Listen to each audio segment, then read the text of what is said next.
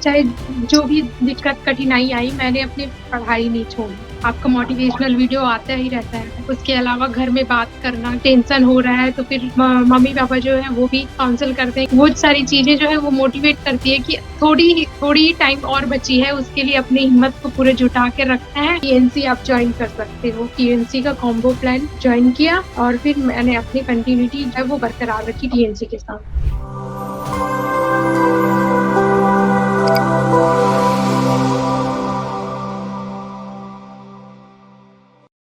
नमस्कार, एक बार फिर से सभी साथियों का हार्दिक स्वागत अभिनंदन टीएनसी के इस ऑनलाइन प्लेटफॉर्म में। Myself Palariya, assistant nursing superintendent AIIMS Patna, एक बार फिर से सभी साथियों का हार्दिक स्वागत और मैं करता हूं। आज हमारे साथ एक ऐसे रैंकर्स जिन्होंने बहुत ही जबरदस्त सफलता हासिल की है, एक बहुत ही बड़े संघर्ष की कहानी आपके साथ लेके आने वाले हैं। और इस कहानी को देखने के बाद, सुनने के बाद आपको लगेगा कि हाँ, कैसे की जाती है इतनी जबरदस्त हार्ड वर्किंग और कैसे बना जाता है रैंकर्स।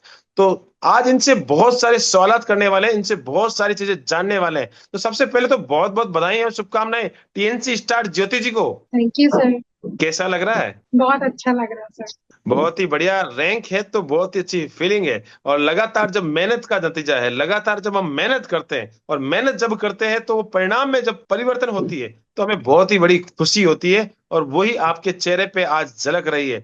बहुत ही बढ़िया। आज हम आपसे बहुत सारी चीजें पूछेंगे, आपके एक्सपीरियंस के बारे में पूछेंगे, गाइडेंस के बारे में पूछेंगे, और आपने किस प्रकार से मेहनत की है उसके बारे में पूछेंगे। और बहुत सारे सवालात मेरे मन में है और बच्चों के मन में है, वो आपसे आंसर जानने की कोशिश करेंगे। तो सबसे पहले इस इंटरव्यू की शुरुआत करते हैं आपके अपने इंट्रोडक्शन से। मेरा नाम ज्योति महेश्वरी है। मैंने अपनी schooling first to six standard मैंने अपने जीनियस स्कूल कोटबा से की है। उसके बाद 9-10 मैंने नवीन कन्या हाई स्कूल से की, कोटबा से, जसपुर में है। और उसके बाद मैंने 10 11 12 जो है वो मैंने वो प्रयास स्कूल से किया, रायपुर में है जो। और उसके बाद मैंने अपनी नर्सिंग की कॉलेज जो है वो government college of nursing Bilaspur से किया, जो कि छत्तीसगढ़ में है। बहुत ही बढ़िया। आप एक्चुअली छत्तीसगढ़ रायपुर से हैं और जहां से आप आते हैं वहां से आपने स्कूलिंग की है। और जीकोन रायपुर से, बिलासपुर से आपने अपनी नर्सिंग को कंप्लीट किया है। गवर्नमेंट कॉलेज के विद्यार्थी हैं और इसी बात का आपको बहुत ही बड़ा फायदा भी मिला है और आज एक रैंकर्स बन के उभरे हैं। बहुत ही बढ़िया, बहुत ही शानदार। अब मैं आपसे जानना चाहता हूं कि आप पासिंग ईयर कौन सा है, कौन से सन में आप पास हो गए थे? मैं 2023 में पास आउट हूँ। ओके, 2023 में आपने पास आउट किया और इस समय 2024 चल रहा है। कहीं ना कहीं 2023 से लेके 24 के बीच में लगभग 2 से 3 नोट सेट कंप्लीट हो चुके हैं। बहुत सारे बीच में एग्जाम आए हैं, तो कितने एग्जाम दिए, क्या रहा, और उसके बारे में बताएं। सर मैंने 3 एग्जाम दिए, नॉर्सेट के, नॉर्सेट 5, नॉर्सेट 6 और नॉर्सेट 7। तो ओके, क्या मैंने रहा? और मैं यहाँ पे आपको दो चीजें साथ साथ लेके चलना चाहूंगा कि क्या स्ट्रेटजी रही है। सबसे पहले तो मुझे आप बताएं कि आपके दिमाग में 9 सेट, आपने 3 9 सेट दिए, तो कैसी प्लानिंग कैसे की कि हाँ मुझे 9 सेट देने हैं? आपने किस प्रकार से तैयारी स्टार्ट की? सर मैंने अपनी थ्योरी स्ट्रॉन्ग की। उसके बाद जैसे मैंने अपना पढ़ाई स्टार्ट किया था कॉलेज कंप्लीट करने के बाद, वैसे ही नॉर्सेट 5 आ गया। नॉर्सेट 5 मैंने दिया थ्योरी के बेस पे। मैंने, क्योंकि उस समय मैं एमसीक्यू प्रैक्टिस नहीं हुई थी, सिर्फ थ्योरी ही मैंने की थी। तो नॉर्सेट 5 में मैंने प्री मेंस दोनों निकाल लिए, बट मेरी जो मेंस की रैंक थी वो बहुत ज्यादा हो गई थी। उस पे कोई इंस्टीट्यूट मिला नहीं। फिर मैंने अपनी कंटिन्यूटी बनाई रखी अपने सीनियर से, जिनका नॉर्सेट 5 में सिलेक्शन हुआ। मैंने उनसे गाइडेंस ली, उन्होंने बताया कि थ्योरी इनफ नहीं है, मतलब उसके साथ आपको थोड़ी एमसीक्यू की प्रैक्टिस करनी होगी, जिससे आप अपने माइनस मार्किंग कंट्रोल कर सकते हो और प्रैक्टिस भी बनी रहेगी। तो मैंने उनसे पूछा कि अच्छा प्लेटफॉर्म कौन सा रहेगा एमसीक्यू प्रैक्टिस के लिए, तो उन्होंने मुझे सजेस्ट किया कि टीएनसी आप ज्वाइन कर सकते हो। तो फिर मैंने टीएनसी का कॉम्बो प्लान जो है वो ज्वाइन किया और फिर मैंने अपनी कंटिन्यूटी जो है वो बरकरार रखी टीएनसी के साथ। ओके, आपने बहुत ही जबरदस्त बात बताई कि सबसे पहले मैंने थ्योरी के बेस पे जाके मैं 9 सेट में जाके बैठ गई और मेरा ऐसा रहा कि रैंक बहुत पीछे आया और प्री और मेंस तो निकल गया, लेकिन थ्योरी के बेस पे आपको जो जीकॉन में आपने पढ़ा था उसका बहुत ही फायदा मिला। लेकिन अब आपको सिलेक्शन तक नहीं पहुंच पाए, तो आपने सीनियर से गाइडेंस लिया कि यार क्या करना चाहिए, दोस्त से पूछा कि क्या करना चाहिए, उसने आपको टीएनसी की सलाह दी कि भाई रैंकर्स बनना है या सिलेक्शंस लेना है तो टीएनसी की आप गाइडेंस के अनुसार अनुसार चलिए, और आपने टीएनसी का कॉम्बो प्लान लिया और उसके साथ आपने कंटिन्यूसली किया। अब नेक्स्ट नो सेट की बारी थी और उसके लिए आप लगातार मेहनत कर रही थी। तो क्या रहा नेक्स्ट नो सेट में, जो नो सेट 6 की बात कर रहा हूं, क्योंकि 5 को आपका फेलियर था, 6 में क्या क्या हुआ? 6 में मैंने प्री मेंस दिलाया, अच्छी से अच्छी तैयारी की रखी थी और दोनों ही क्लियर हो गए। मेंस में मेरी 1858 रैंक आई और मुझे एम्स पटना अलॉट हुआ। फिर मैंने एम्स मेरे ही एम्स में आ गए हैं आप, और नोट सेट 6 में मेरी आपसे बात भी होती थी, आप नोट सेट 6 में एम्स पटना अलॉटेड हुए हैं। तो बहुत ही बढ़िया, और एम्स पटना में आप ज्वाइन भी हो गए हैं। लेकिन मुझे तो ये आपके सामने बैठ के इंटरव्यू करना था, लेकिन मैं इस समय किसी कारणवश ये सारी चीजें बाहर हूँ, तो मैंने सोचा जूम पे ही मीटिंग कर लेते हैं। बहुत ही बढ़िया और बहुत ही शानदार। फिर आपने नोट सेट जो अगर 6 की बात करें तो नोट सेट 6 में आपने को एम्स पटना मिला था। अब आपको फिर पटना मिल गया, तो आपने नोट सेट 7 के लिए क्या प्लानिंग की? फिर मैंने नॉर्सेट 7 के लिए अपनी मतलब अपनी जो कंटिन्यूटी थी वो मैंने तोड़ी नहीं। यहाँ ज्वाइनिंग की प्रोसेस कंप्लीट करते करते मैंने अपने पढ़ाई को भी कंटिन्यू रखा और टेस्ट सीरीज भी दिलाते रही, और अपना जो भी रिवीजन करना था, जो टॉपिक्स पे मैं कमजोर थी वो सारे के लिए मैंने एडवांस सीरीज देखा, और सारी चीजें ओके, मैंने कंटिन्यूटी और हार्डवर्क बनाए रखा।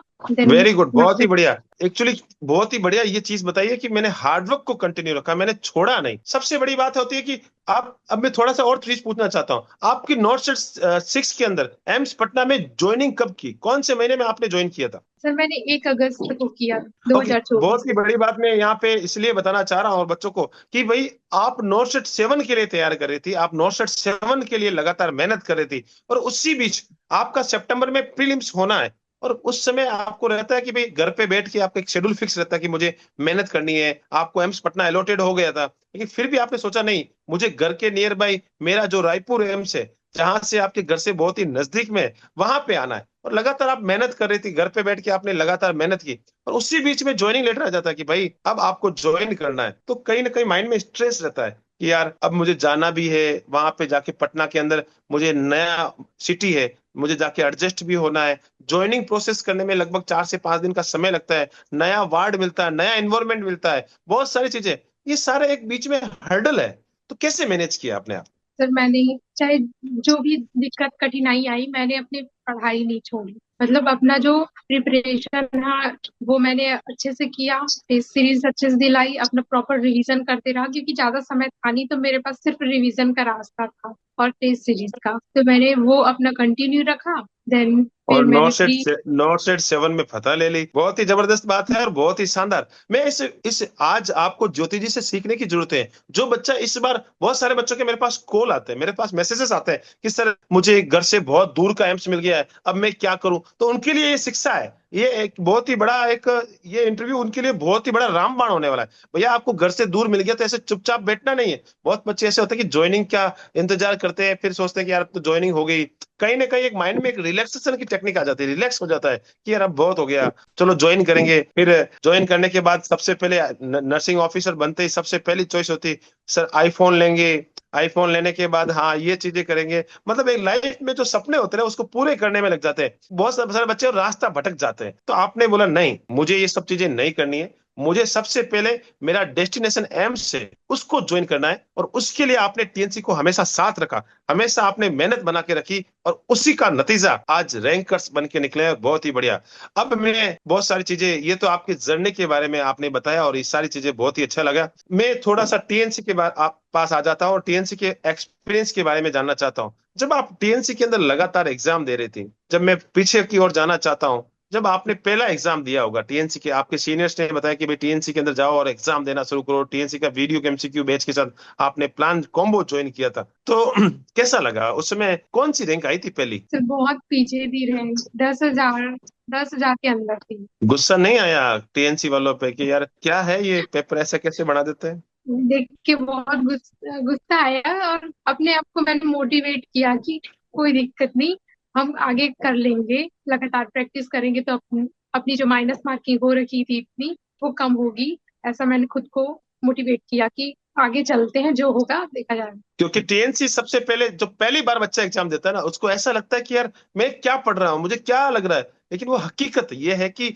आपने बिल्कुल आसान आसान चीजें पढ़ी होती है। आप खुद से पढ़ते हैं तो पीआर यादव बेसिक बुक्स पढ़ते हैं, और ज्यादा से ज्यादा अगर आप पेनक्लेक्स भी तैयार करके आए तो आपको एक बेसिक चीजें पता होती है। लेकिन टॉपिक के डिटेल्स में जब जाती है, टीएनसी आपके लिए क्वेश्चंस लेके आती है, तब आपको लगता है कि अरे यार ऐसे कैसे हो सकता है, ऐसे कैसे हुआ है। तो एक थोड़ा सा नेस आता है टीएनसी पे। शुरुआत में तो गुस्सा आता है, मुझे पता है, मैं तो बहुत बच्चों को फेस भी करता हूँ। तो वहां पे लगता है, लेकिन बाद में जब वो रैंकर्स बनते हैं, अरे सर मैंने आपके ऊपर उस दिन मुझे बोला था कि यार ये क्वेश्चन कोई आने वाला है, और वही क्वेश्चन एग्जाम हॉल में आ गया। तो वो चीजें बाद में रियलाइज होती है, और वो चीजें अब आज पूरे भारत में सबसे ज्यादा रैंकर्स बनाने वाला जो संस्थान बना है वो टीएनसी बना है, क्योंकि टीएनसी हमेशा मेहनत पे भरोसा करती है, नए नए क्वालिटी कंटेंट पे भरोसा करती है। अब मैं थोड़ा सा टीएनसी की क्वालिटी पे आना चाहता हूँ। आपको टीएनसी के अंदर क्या ऐसा लगता था कि यार ये क्वेश्चन तो मैंने पढ़ा ही नहीं है, ये क्वेश्चन कहाँ से आ रहा है, ये क्वेश्चन कैसे बन रहे हैं? कि लगता था ये मैंने पढ़ा नहीं, मैंने की थ्योरी अच्छे से पढ़ी थी दो चार बुक से, तो फिर मेरे लगा कि मैंने ऐसा क्या कौन सा टॉपिक स्किप कर दिया जो ऐसे ऐसे क्वेश्चन आ रहे हैं जो मैंने कभी देखे ही नहीं है। तो फिर ये मैंने फिर कंटिन्यू बनाई रखी अपनी टेस्ट सीरीज, फिर उससे जो मिस्टेक्स होते थे उसकी एक नोटबुक बनाई और फिर मैं उस पे काम करने लगी। हमारी माइनस मार्किंग हो रखी होती है, मैं उस क्वेश्चन का जो रैशनल होता है वो अच्छे से पढ़ती हूँ, और फिर उसे नोट भी कर लेती हूँ कि आगे जाके फर्दर अगर ऐसा टॉपिक आ गया इसमें तो वो काम आएगी। फिर मैंने वो जो नोट्स बना रखी है वो मैं कंटिन्यू मतलब रिवाइज करते रहती हूँ टाइम टाइम पे, तो फिर वो इससे फिर माइनस बिल्कुल, मार्किंग बहुत ही में कम। जबरदस्त बात बताइए कि सबसे पावरफुल जो बुक है वो है मिस्टेक बुक। खुद की गलतियों से सीखना, और वो जो आप गलतियां लगातार एग्जाम में कर रही थी उनको आप नोट डाउन कर लेती, उसका एक समराइज पॉइंट बना लेते थे कि भैया जो भी लैंग्वेज में आपको समझ में आए उसने आपको स्टार मार्क किया कि भैया ये मेरा इसका रेशनल है, इसकी ये क्वेश्चन पूछा था और इसमें क्या इंपॉर्टेंट पॉइंट है वो आपने नोट डाउन कर लिया। और वो नोट डाउन करते करते करते करते एक बुक सी बन जाती है। और सब बच्चों की अलग अलग बुक है। कोई बच्चे बोलते हैं, एक बच्चे ने मुझे बोला कि सर सर बच्चे मैंने इंटरव्यू में मिस्टेक बुक देखा है, मिस्टेक बुक देखा है, तो ये मिस्टेक बुक मुझे खरीदनी है। मैंने कहा भाई ये इसकी कीमत आपको पता नहीं है, ये कहीं नहीं मिलने वाली है, ये खुद से ही बनानी पड़ेगी, तभी मिस्टेक बुक काम आती है। दूसरों की मिस्टेक बुक से तुम्हें कुछ फायदा नहीं मिलने वाला है। आपको लगातार टीएनसी के साथ मिलकर, ये टीएनसी की मिस्टेक बुक है जो कहीं नहीं मिलेगी, खुद से तैयार करनी पड़ेगी, और वो आपने लगातार तैयार की है, उसका फायदा मिला है। अब मैं आ जाता हूं एग्जाम हॉल की एंजाइटी के ऊपर। एग्जाम से पहले एंजाइटी रहती है बहुत सारे बच्चों को, जैसे आपका आपका भी ऊपर प्रेशर रहा है, एक फैमिली प्रेशर भी रहता है कि यार बेटा घर आना है। दूसरी बात ये प्रेशर भी रहता है कि पहले नॉर्सेट में हुआ नहीं, सिलेक्शंस नहीं हुआ, दूसरे नॉर्सेट में हुआ तो एम्स पटना मिल गया, अब मुझे छत्तीसगढ़ जाना है। और इस नॉर्सेट की मैं बात करूं तो एक एग्जाम पे प्रेशर रहता है, कहीं ना कहीं थोड़ा रिलैक्स हुआ कि मुझे नौकरी तो मिल गई है, लेकिन प्रेशर भी रहता है। तो कैसे उसको हैंडल करते थे एग्जाम से पहले? आपका मोटिवेशनल वीडियो आता ही रहता है, उसके अलावा घर में बात करना कि मतलब टेंशन हो रहा है तो फिर मम्मी पापा जो है वो भी काउंसल करते हैं कि बेटा इतना एग्जाम दिलाया है, आइडिया तो तुमको हो ही गया है कि कैसा करना है कैसा नहीं करना है। तो फिर वो सारी चीजें जो है वो मोटिवेट करती है कि थोड़ी थोड़ी टाइम और बची है, उसके लिए अपनी हिम्मत को पूरे जुटा के रखना है और एग्जाम में पूरा उसको अच्छे से एग्जाम दिलाना है, माइनस मार्किंग नहीं करनी है। ये सारी चीजें दिमाग में रखते हैं ताकि एंजाइटी रिलीव हो सके। बिल्कुल, और मेरा मोटिवेशन वीडियो तो मैं हमेशा डालता ही हूँ कि कर दिखाओ कुछ ऐसा कि दुनिया करना चाहे आपके जैसा। ये डायलॉग मेरा फिक्स है, और मैंने बिल्कुल इसको इजाद किया था, और मैं बताना चाहता हूँ हर बच्चे को कि भाई हमें ऐसा चीज करके दिखाना है कि दुनिया आपको फॉलो करे। हमेशा यहाँ पे आपको इस दुनिया को कुछ दिखा के जाना है, आपको दुनिया में अपना नाम बना के जाना है। और वही चीज आपको लगातार मोटिवेट कर रही थी। और ऐसा कभी नहीं लगा कि यार सर का मोटिवेशन वीडियो आया नहीं है, कब आएगा, ऐसे इंतजार रहता था कि हाँ टेलीग्राम ग्रुप में अब कब आने वाला है? एक तो ऐसे ही एग्जाम के टाइम पे एंजाइटी बढ़ा रहता था, ऊपर से वीडियो कब आएगी कब आएगी, कैसे एंजाइटी को अपना कम करें करके ये टेंशन लगी रहती थी। फिर आपकी जो वॉइस है एकदम शानदार। धमाकेदार, उससे अपना जो एंजाइटी है वो धीरे धीरे कम होता जाता था। जैसे वीडियो सुनते जाओ उसकी एंडिंग आती है वैसे ही एंजाइटी भी अपनी कम होने लग जाती है। बिल्कुल। कभी ऐसा भी नहीं लगा कि यार सर बड़े जोर से, बड़े मोटिवेशन और बहुत एनर्जी के साथ रहते यस सर, लगता है। हैं? बिल्कुल, और वो बिल्कुल जरूरी भी होता है। पहले टीचर्स को मोटिवेशन, खुद को एनर्जेटिक बनाना पड़ता है और उसके बाद बच्चों को मोटिवेशन देना पड़ता है। तो ये एक बहुत ही प्रक्रिया होती है। ऐसा होता है कि 7 मिनट का वीडियो नहीं, उससे पहले भी उसकी पहले तैयारी करनी पड़ती है और उसके बाद बच्चों तक पहुंचा जाते हैं। ऐसा होता है और बहुत ही जबरदस्त मेहनत करती है। अब मैं आपको एग्जाम हॉल के दौरान की बात पूछना चाहता हूँ। मैं इंटरव्यू, अब थोड़ा सा क्या कि थोड़ा मेरा गला भी खराब हो गया, मैंने इतने इंटरव्यू किए तो थोड़ा सा मेरे से एनर्जी नहीं लग पा रही है। तो मैं आपसे पूछा, एग्जाम हॉल के अंदर की कहानी बताएं कि आप पेपर दे रहे, जैसे आपने 5 का भी दिया, 6 का भी दिया, 7 का भी दिया, क्या सिमिलर लग रहे थे कि यार मैं टेस्ट ही दे रही हूँ, टीएनसी का ही मैं टेस्ट दे रही हूँ? यस सर, ये नॉर्थ सेवन का मेंस तो पूरा डीएनसी लग रहा था वैसा ही। ओके, बिल्कुल बिल्कुल, बहुत ही बढ़िया और बहुत ही शानदार। लगातार आप जब मेहनत करते हैं तो आपको ऐसा फीलिंग आने लगता है कि यार कोई बड़ी बात नहीं है, नोट सेट कोई बड़ी बात नहीं है, और जिसके लिए नहीं हुआ उनके लिए तो बड़ी बात है। जो लगातार टीएनसी के साथ मेहनत कर रहा है उसके लिए वो बड़ी बात नहीं होती, वो आसान हो जाती है। थोड़ा सा मैं वीडियो एमसीक्यू बेच के बारे में बात करना चाहता हूँ। आपने कॉम्बो प्लान को चूज किया जिसमें वीडियो भी आ रहे थे और साथ में आप वीडियो एमसीक्यू बेच के साथ साथ टेस्ट सीरीज भी दे रहे थे। जी। कैसे लगे टीएनसी की वीडियो, क्या रही उनकी क्वालिटी? यस सर, बहुत अच्छी थी। इसमें इसमें हमें अपने वीक पॉइंट पे काम करने को टाइम मिलता था। जैसे जो टॉपिक हम जिसमें कमजोर हों, जिसमें हमारे टेस्ट में अच्छे मार्क्स नहीं आ रहे हैं, हम उसके वीडियो देखा करते थे। उससे फिर नोट्स बना लिया करते थे कि ये आगे जाके हमको काम आएगी। फिर उसका प्रॉपर रिवीजन करते थे। ओके, बहुत ही बढ़िया और बहुत ही शानदार। कुछ बच्चे ऐसे हैं जो मेरे से क्वेश्चन पूछते हैं, मैं वो आपसे पूछना चाहता हूँ, टॉपर से पूछना चाहता हूँ। वो जानना चाहता है कि सर हम पढ़ते तो बहुत है, मेहनत भी बहुत कर रहे हैं, लगातार परिश्रम भी चल रहा है, हार्ड वर्क भी कर रहे हैं, लेकिन आगे आगे पढ़ते जाते हैं, पीछे पीछे भूलते जाते हैं, क्या इलाज है उसका आपके अनुसार? सर उसके लिए तो बस एक ही उपाय है कि रिवीजन करते रहो time to time. Okay, revision time to time करना चाहिए, ये बात है। लेकिन आपने जो रिविजन्स की टेक्निक्स थी कि भाई मुझे आज पढ़ा तो मुझे फिर से रिवीजन कब करना है, तो ये चीज थोड़ा सा एक्सप्लेन करेंगे तो बच्चों के लिए बहुत ही बड़ा फायदेमंद रहेगा। सर मैं वीकली रिवीजन करती थी, वीकली या फिर 15 डेज में रिवीजन करना ही रहता। बिल्कुल, बहुत ही जबरदस्त बात बोली है और मैं सारे बच्चों को इस इंटरव्यू के माध्यम से बता देना चाहता हूँ कि आप जितनी लर्निंग कर रहे हैं, 1 दिन या 15 दिन में या 7 दिन में, मैं तो बोलूंगा 7 दिन के बाद 8वां दिन भले ही बिल्कुल कुछ भी मत करें, जो पढ़ा है उसको रिवाइज करें और फिर से वापस से आगे की स्ट्रेटजी बनाएं। तो भूलने वाली बात ही नहीं है हमेशा वो चीजें। बहुत सारे बच्चे होते हैं ना कि नोट डाउन नहीं करते, अब वो बोलते हैं कि सर हम भूल जाते हैं। अरे भाई, तुमने लिखा ही नहीं, तुम लिखोगे नहीं तो रिवीजन कैसे करोगे, और रिवीजन नहीं होगा तो फिर कैसे काम चलेगा? तो ये सारी चीजें होती है और बहुत ही जबरदस्त तरीके से आपने ये चीजें बताई। अब मैं आपसे पूछना चाहता हूँ, प्रीलिम्स में क्या स्कोर रहा इस बार, और कितने क्वेश्चन आपने अटेम्प्ट किए, कितने सही कितने गलत? मेंस का भी स्कोर बताएं, कितने सही कितने गलत? प्री में मेरी 88% थी। उसमें मैंने मतलब जस्ट ज्वाइनिंग का प्रोसेस था ना, उसमें मैंने उतना प्रिपरेशन नहीं कर पाया था, रिवीजन प्रॉपर नहीं हो पाया था। मेरा 88% आया था। और मेंस में मेरा 68% है। और इसमें टोटल क्वेश्चन मैंने 140 किए हैं और -23 हुए। देखा, ये होती है कमाल की बात कि बच्चे, बहुत सारे बच्चों से मैंने एक रिव्यू लिया था और उन्होंने बोला था कि मैंने 150 किया है, किसी ने ये, और 140 के आंकड़े के अनुसार भी इन्होंने बहुत ही अच्छी रैंक को हासिल किया है। और जैसे कि बहुत सारे बच्चे प्रीलिम्स करने के बाद जिनका प्रीलिम्स क्वालिफाई हो जाता है, फिर वो ऐसे बोलते हैं, कुछ बच्चे तो ऐसे होते हैं प्रीलिम्स में अच्छा स्कोर करते हैं तो उनको ऐसा लगता है कि हम तो अब मेंस में भी अच्छा स्कोर कर जाएंगे, और कुछ बच्चे प्रीलिम्स में लो स्कोर रहता है लेकिन वो मेंस में अच्छा स्कोर कर जाते हैं, क्योंकि कहीं ना कहीं प्रीलिम्स में उनकी कुछ कंडीशंस नहीं हो। जैसे कि आपकी ज्वाइनिंग प्रोसेस चल रही थी, एम्स पटना में आप ज्वाइनिंग प्रोसेस में थे और उस समय आपने प्रीलिम्स को कैसे भी करके आपको निकालना था, प्रीलिम्स को आपने निकाला और मेंस में आपने अपना 100% दिया, और उसी का फायदा आपको यहाँ पर देखने को मिला है। सबसे लास्ट में मेरा एक सवाल और सबसे बड़ा सवाल कि सब बच्चे यहाँ पे इस समय आपके इंटरव्यू को देख रहे हैं और वो जानना चाहते हैं कि ज्योति आपने ये सारा सब कुछ किया है, तो आप हमें कुछ गाइडेंस, कुछ टिप्स, ऐसी चीजें दे दीजिए जिससे हमें आने वाले समय में एक रैंकर्स बन के उभरे। तो मैं उनको ये गाइडेंस देना चाहूंगी कि अपनी जो स्टडी है, अपना गोल है, वो फिक्स रखना है, कहीं पे भी भटकना नहीं है। और उस अपने गोल के लिए अपनी जो उस लेवल की तैयारी होनी चाहिए, उसकी कंटिन्यूटी प्रॉपर रखनी है, हार्ड वर्क करनी है और प्रॉपर रिवीजन भी करना है। साथ ही साथ टेस्ट सीरीज टीएनसी की दिलाते ही रहनी है। कुछ भी हो जाए, ये बिल्कुल। सारी चीजें नहीं छोड़नी है बहुत ही उसको। जबरदस्त बात बनाई है कि भैया गोल फिक्स कर लेना है यार। बहुत सारी ये चीज मुझे बहुत ही अच्छी लगी और बहुत ही यूनिक लग रही है। इसीलिए मैं, बहुत सारे वो लोग बोलते हैं कि सर इतने सारे इंटरव्यू आप क्यों करते हैं लगातार चीजें। तो मैं इस चीजों में जानना चाहता हूँ कि टॉपर्स से जो स्ट्रेटजी निकलती है और टॉपर्स की जो गाइडेंस निकलती है ना, बहुत ही जबरदस्त उसमें से चीजें निकल के आती है।